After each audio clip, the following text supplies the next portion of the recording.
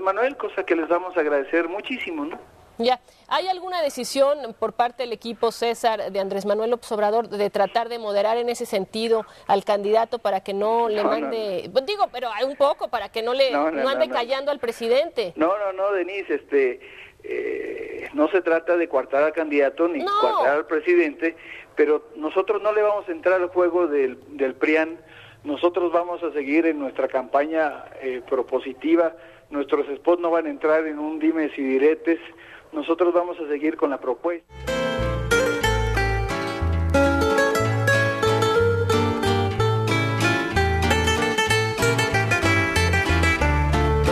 Teca buenisikaru, linganyani gusanana, pakelikeño agisilayu, ñaguine una viete iba, tecatequita linda eres. Buenos días, Oaxaca. Ay, qué bonita tierra. Esa tierra que mi madre me enseñó a amar con tanta pasión, a disfrutarla en todas sus formas, Oaxaca. Y hoy los ojos de muchos están puestos en Oaxaca, especialmente por el nacimiento que hoy celebramos en sus 200 años del Benemérito de las Américas, don Benito Juárez. ¿Quién no, de niño, para la escuela, se aprendió precisamente para decir en este día alguna declamación en donde se hablara de Benito Juárez desde su inicio, desde su nacimiento y cómo fue creciendo y las ovejitas y todo aquello hasta llegar a lo que fue este personaje de la historia, este hombre de tantas facetas, este hombre que tiene tantos colores y que pues mucha gente critica, otros apoyan, un hombre indiscutiblemente polémico, y valdrá la pena pues conocer más que nada su vida personal, conocer a su familia, conocer su infancia. Y para todo esto trajimos a un hombre al que nosotros respetamos muchísimo como historiador, parte importante de este programa La Mujer Actual. En ocasiones muy especiales él nos acompaña y afortunadamente hoy puede estar aquí en La Mujer Actual. Él es Jorge Contreras Priego, historiador. Gracias, Jorge, por estar con nosotros. Buenos días. Buenos días a todos. Un placer, ¿eh? No, para mí lo es más ahora que pues se celebra el bicentenario del natalicio de Benito Juárez. Perdón. Benito Juárez, que, pues bueno, su infancia, yo decía, casi todos hasta la declamamos. Todo mundo lo sabe, que nació el 21 de marzo de 1806. Eso es algo que creo que está muy dentro de la mente de los mexicanos. Bueno, hasta el lugar y el lugar. Sí, porque era un lugar, cuando él nace, un lugar pues, a 70 kilómetros de Oaxaca, al norte, y pues ese era un pobladillo de 20 familias, entonces estaba realmente olvidado. Con la presencia de Juárez, obviamente se conoce ese lugar. San Pablo Guelatao.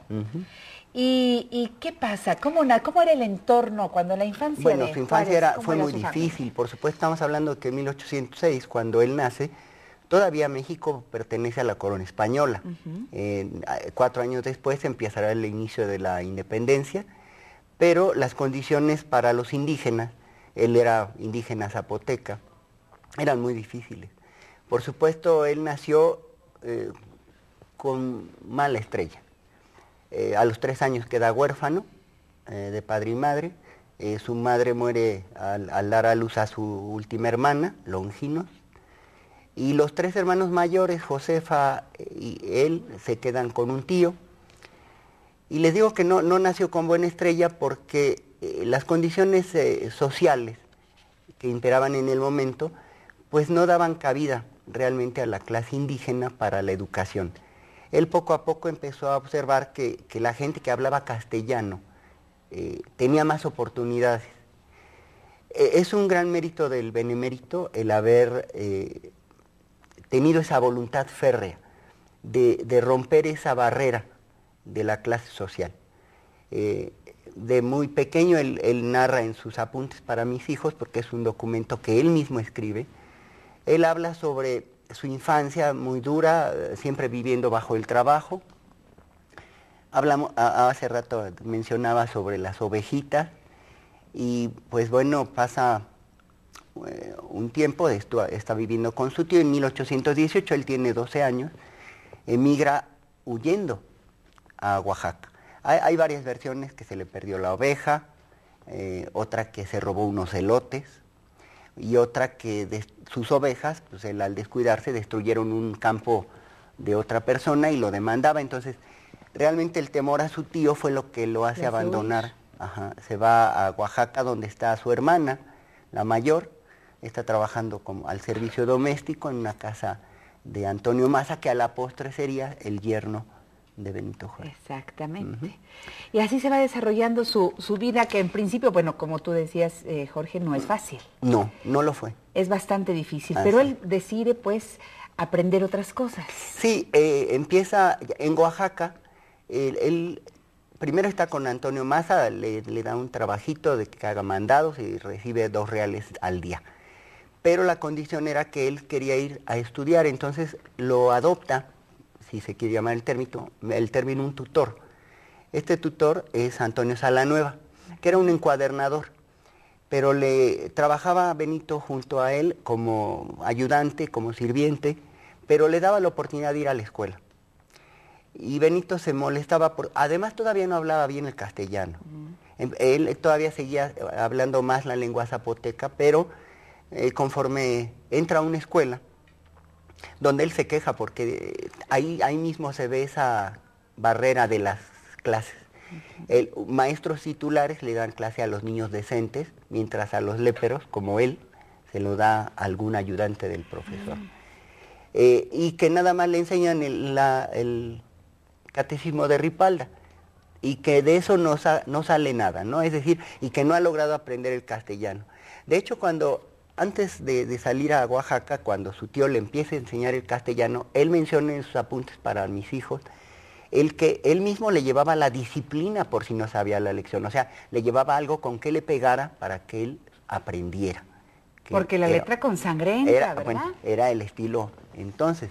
Sin embargo, poco a poco va logrando el dominio del castellano, y aparte de eso entra a un instituto, porque él de niño veía cómo los jóvenes entraban y salían del seminario pontificio de la Santa Cruz en Oaxaca, y tenían mucha fama, aunque muchos de ellos no fueran buenos estudiantes, pero del hecho de estudiar ahí significaba que era la élite. Entonces su propósito era entrar al seminario pontificio, pero a la vez su idea era por la superación educativa. Él no tenía la conciencia, porque don Antonio Salanueva quería que él fuera sacerdote, y él no tenía realmente ni la vocación, y siempre su relación con la iglesia fue de respeto, pero no era un practicante tan fuerte. Sí lo era, y siempre lo fue, nunca dejó de serlo. Entra al seminario conciliar, finalmente, seminario pontificio, y se recibe de bachiller. Esto ya es un logro, porque además estamos hablando que está terminando la independencia de México, 1821, y él hacia el 22, 23 se está titulando como bachiller. Al 1824 más o menos ya logra hacer su examen de jurisprudencia en la Suprema Corte de Justicia de Oaxaca, le dan su título de abogado. Esto para él, pues y para la clase indígena zapoteca, era verdaderamente un triunfo. Claro. Además de que su propósito de ejercer la jurisprudencia como abogado fue en defensa de los indígenas. Ese fue primero su principal interés. Después las vicisitudes de la vida lo van a ir llevando por otras partes. Su pensamiento siempre de buscar la razón y no el oscurantismo, buscar la razón de las cosas.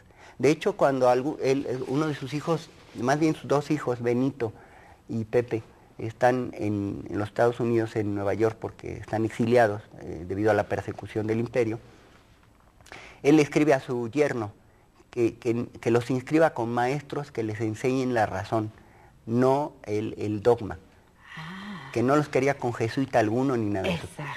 De hecho, él, vuelvo a decir, es un católico practicante, pero no en su completo absolutismo total. Eso es. ¿Y a su esposa, a Margarita, bueno, la conoce entonces desde...? A Margarita la conoce desde que ella nace. Exactamente. Ella nace en 1822, 20 y tantos, algo así.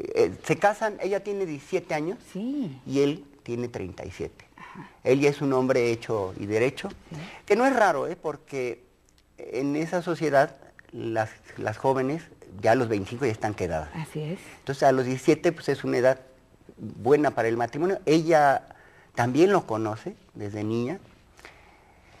Y causó un poco de controversia entre la sociedad oaxaqueña, cómo se casaba con una persona que había servido en la misma casa, y ella, estaban hechos el uno para el otro finalmente. En la vida se junta, y junta a estos dos seres extraordinarios en 1843.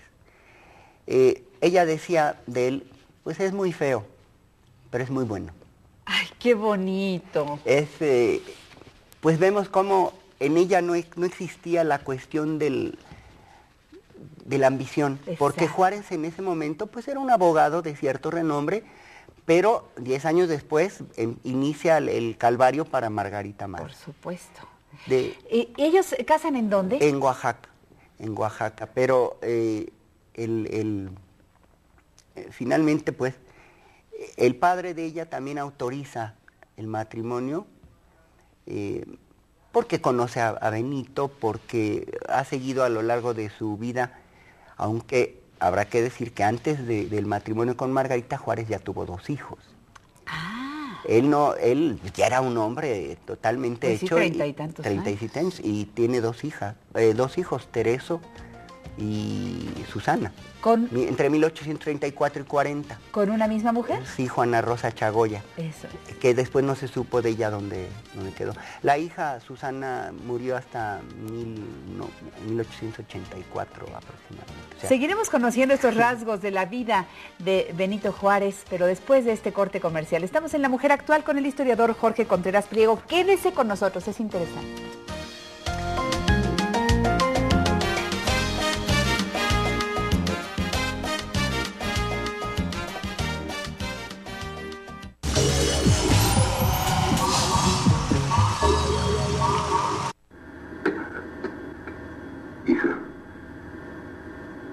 Hacerte una declaración importante.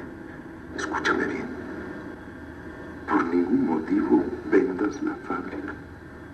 Mi abogado tiene las instrucciones precisas para rescatarla. Declarar es sano, pero hacerlo a tiempo es mejor. Presenta tu declaración anual por Internet. 31 de marzo, fecha límite para personas morales.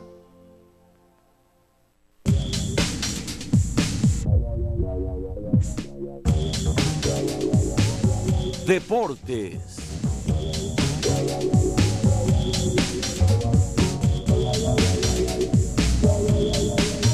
Si a usted le gusta el deporte, no se pierda la mejor información por Telefórmula.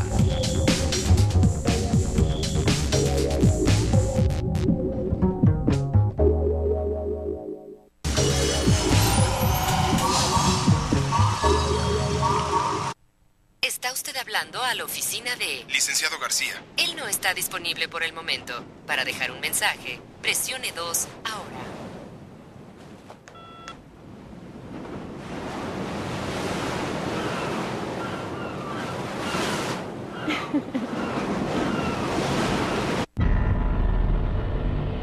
Esto es intolerancia. Presidente Fox, no se meta conmigo, caballero, porque sale espinado. Cállese, ciudadano presidente. Cállate, chachalaca. Cállate, chachalaca. No a la intolerancia. Fórmula Editorial, la primera revista en México de contenido familiar, donde encontrarán todos los temas de interés: política, finanzas, espectáculos, deportes, moda, salud, belleza, sexualidad, sociales, gourmet, bajo la pluma de nuestros reconocidos líderes de opinión. Búsquela en puestos de revistas y tiendas de autoservicio. En su hogar no puede faltar Fórmula Editorial. Chongos La Herradura. ¡Sabrosos! A la hora de la comida sirva de postre Chongos La Herradura. Dele un gusto a su gusto con Chongos La Herradura. ¡Sabrosos! Chongos La Herradura, fuente de energía. Pide Chongos La Herradura. Come frutas y verduras.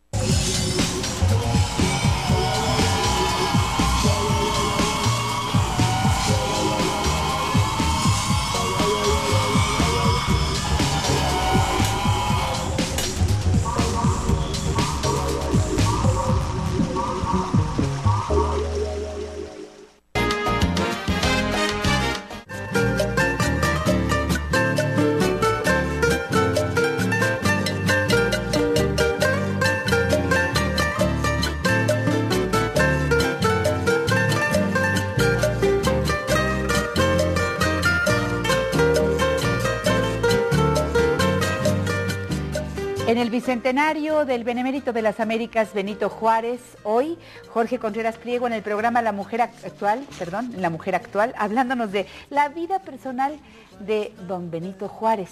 Nos quedamos en una parte muy interesante cuando nos decías, Jorge, que Benito Juárez, antes de haberse casado con Margarita Maza, tuvo 2 hijos. Sí. Él era un hombre ya cuando se casa de más de 30 años.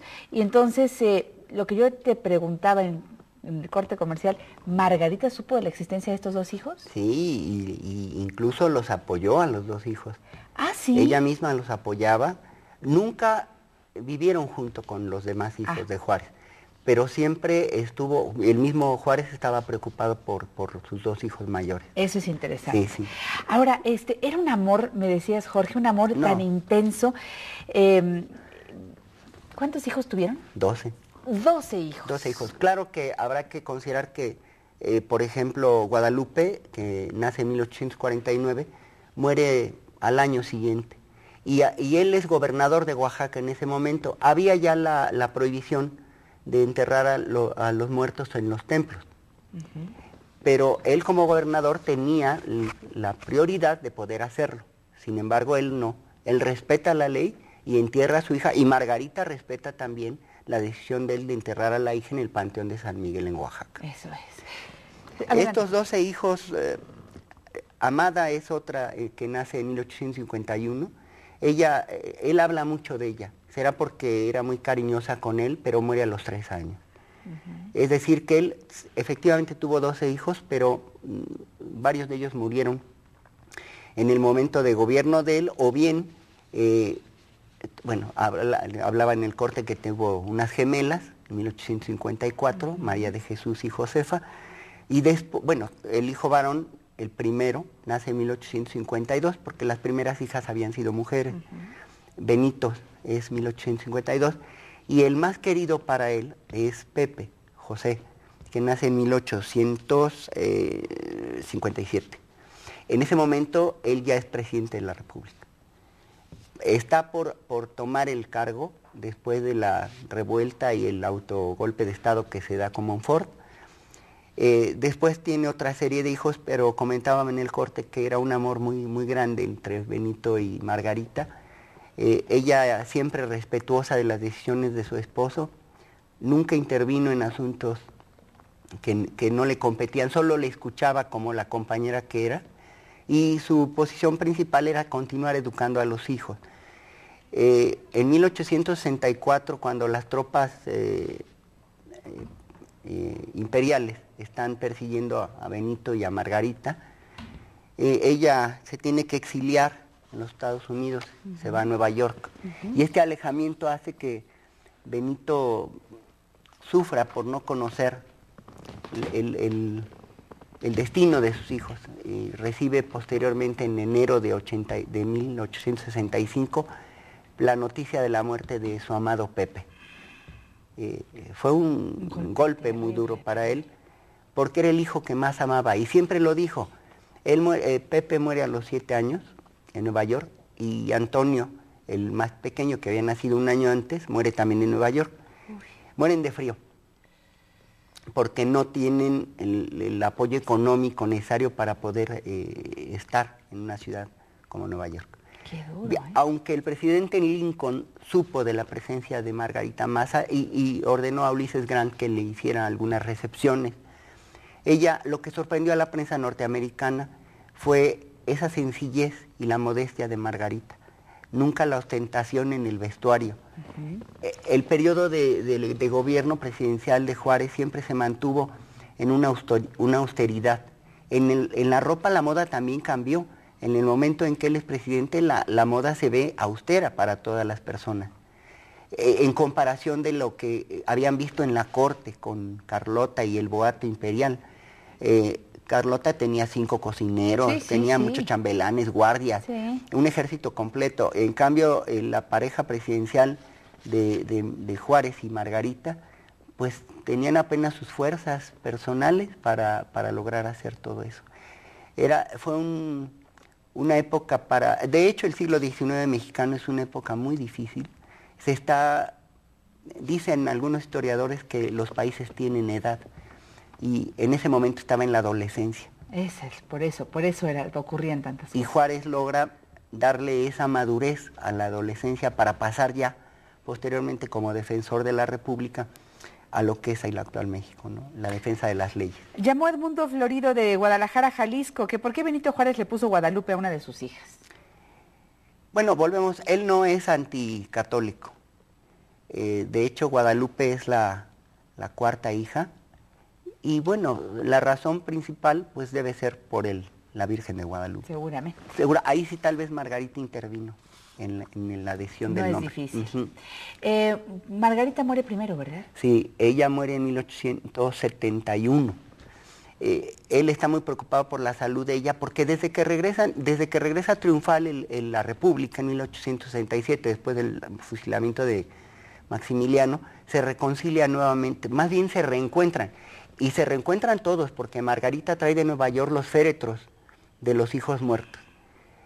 Los trae a todos aquí y vuelve a reunirse la familia. La hija mayor, Manuela, ya está casada con Pedro Santacilia, que era un gran amigo de Benito Juárez, también mucho mayor que su hija.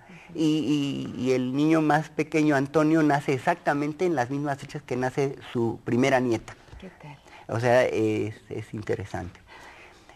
Benito Juárez y su esposa acostumbraban pasear las noches por las calles, un brazo del uno al otro, él esbozado en una capa, porque pues para no ser muy reconocido, porque él nunca viajó y siempre criticó el tener guardias en su casa. Él decía que la guardia no era necesaria porque la lealtad y la servidumbre hacia el pueblo le daba la autoridad suficiente. ¿Y entonces podía caminar muy tranquilamente por las calles? Y caminaba por las calles, nunca tuvo guardias personales. De hecho, cuando en Guadalajara Guillermo Prieto lo salva, no hay guardias para él. O sea, entonces, siempre consideró eso y siempre consideró la humildad del gobernante. Era un hombre muy trabajador, a las 9 de la mañana ya estaba listo trabajando. Y cuidaba mucho los aspectos familiares, es decir, no permitía la mezcla. Él decía, al presidente lo pueden destrozar si quieren. Pero a mi familia nada. Aquí, y cuidaba y protegía. Y eso que había periódicos, o sea, ya hay periódicos en México donde podrían hablar sobre la familia del presidente. Nunca encontraron una nota más que cuando muere Margarita. Eso sí. Y también no hubo cortejo fúnebre, o sea, mantuvo la austeridad hasta en ese sentido. Pero a él le provoca... No, él lo derrumba. La muerte de Margarita lo derrumba. Había sido para él su compañera...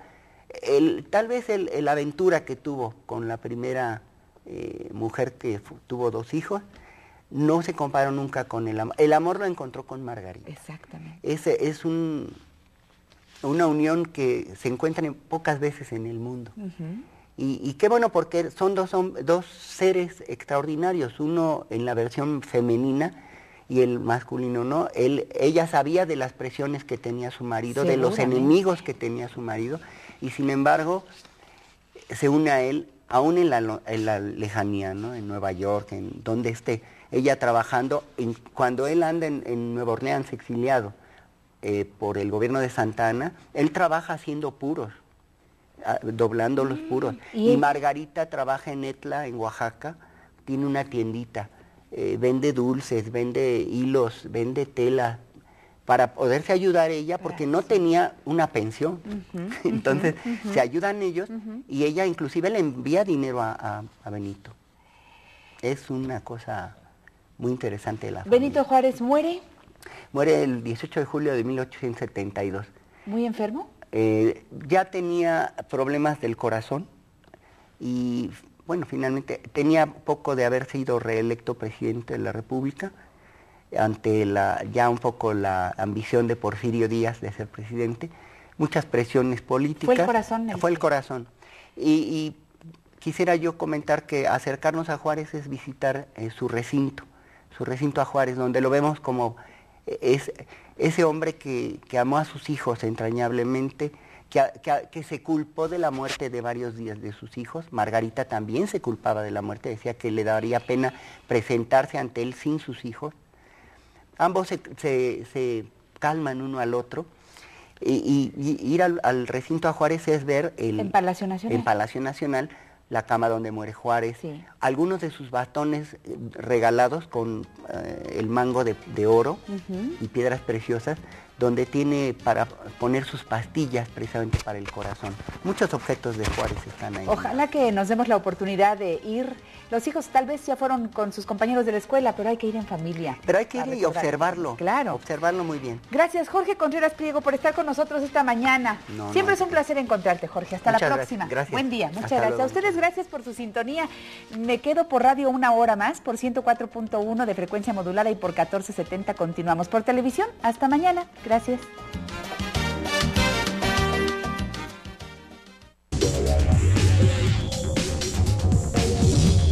A continuación, Alfredo Palacios, en Salud y Belleza. Orfeón presenta la gran colección instrumental, 46 intérpretes y más de 100 éxitos reunidos en 10 compactos por solo 130 pesos, con grandes orquestas. Piano del amor, guitarras del mundo. Marca ya al 01800-767-3366 por internet en orfeón.com. Además, valses, violines mágicos, tango por siempre, andino. 100 éxitos en 10 compactos por solo 130 pesos. Incluye gastos de envío en el DF. Órgano,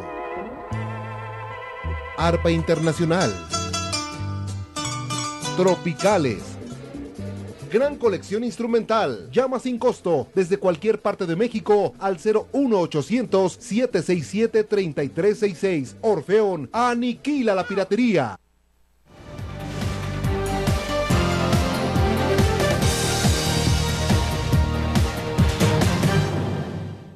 Le saluda Raúl Peinbert.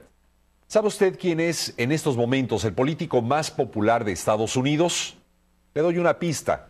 El presidente Bush y el vicepresidente Dick Cheney ni siquiera llegaron a los primeros 10 lugares. Y es que según el Instituto de Estudios de Opinión Pública Quinnipiac de Connecticut, el personaje del mundo político norteamericano con más popularidad es nada menos que Rudolph Giuliani. Sí, efectivamente, el exalcalde de Nueva York, el autor de la política de tolerancia cero ante la delincuencia, el que viajó a México para asesorar a las autoridades del Distrito Federal. Giuliani obtuvo un promedio de 63%, seguido por el senador demócrata Barack Obama. El tercer lugar lo alcanzó el senador republicano John McCain con un 59% y el cuarto, Condoleezza Rice, con 57%. Para añadir sal a la herida de los ocupantes de la Casa Blanca, el expresidente Bill Clinton se ubicó en el 5º lugar. Eso sí, su esposa Hillary, probable candidata demócrata a la presidencia, no es tan popular como su marido, pues quedó en el 8º lugar. Así las cosas en la política norteamericana. Desde Los Ángeles les habló Raúl Peinbert.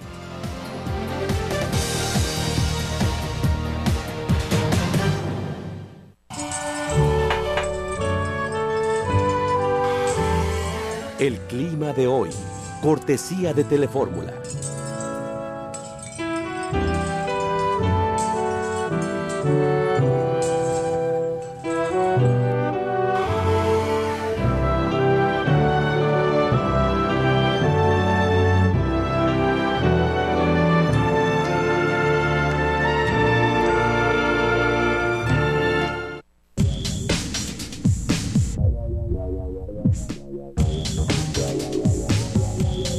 Entretenimiento.